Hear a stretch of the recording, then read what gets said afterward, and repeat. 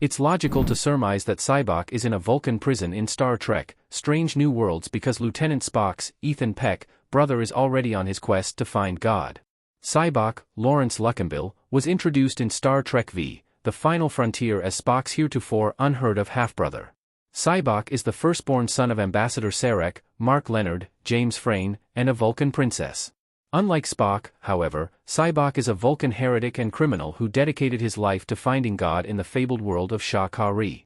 Spock's lone appearance was in Star Trek V, The Final Frontier, until Star Trek: Strange New Worlds Season 1, Episode 7, The Serene Squall, brought back Spock's brother in a surprise bombshell. In Strange New Worlds timeframe of 2259 to 2260, Spock is imprisoned at the Ankeshtan Till Vulcan Criminal Rehabilitation Center. Ironically, this facility is overseen by T'Pring, Jia Sandhu, Lieutenant Spock's estranged fiancée. However, Spock is being held under his assumed name, Xaverius, and it's unclear if T'Pring is even aware one of her prisoners is Spock's brother. As for why Spock is incarcerated, the clues may well be in Star Trek V, The Final Frontier. Spock already wants to find God in Star Trek: Strange New Worlds. Is this why Spock was imprisoned? A clue to Spock's imprisonment may be found in Star Trek V, The Final Frontier. After Spock hijacks the USS Enterprise, he announces his plan to breach the Great Barrier at the center of the galaxy to find Sha-Ka-Ree, where God resides. Despite Spock's displeasure at Spock's actions, he tells Captain James T. Kirk, William Shatner, and Dr. Leonard McCoy, DeForest Kelley, that Spock is so brilliant, he was meant to take his place among the great intellects of Vulcan. When he hears Spock's plan, Spock considers whether his brother may have just achieved his lifelong goal.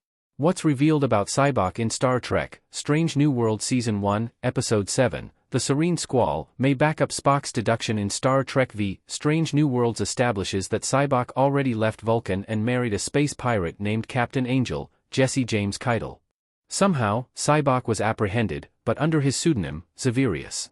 But if Spock had already departed Vulcan, it could mean he had received the visions from God that became his quest to find Sha-Ka-Ree.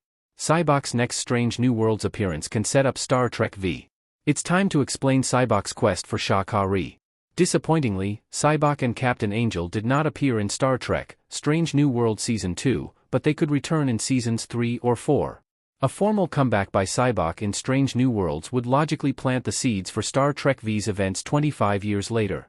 Strange New Worlds could flesh out what Star Trek V hinted at in dialogue about how Spock embraced the passions of his Vulcan ancestors and took up the pagan belief that God resides on a mythical planet at the center of the galaxy. It would also be fascinating to learn whether or not Spock's wife, Captain Angel, is a believer. So many questions about Spock remain unanswered 35 years after Star Trek V, The Final Frontier hit movie theaters. Questions like when Spock left Sarek's home after he and Spock were raised as brothers, whether Spock also knew Spock's foster sister, Michael Burnham, Sonequa Martin Green, and when and how Spock received his visions and calling from God, George Murdoch, can all be addressed, at last. Star Trek: Strange New Worlds can finally heal our pain of not knowing the details of Spock's life.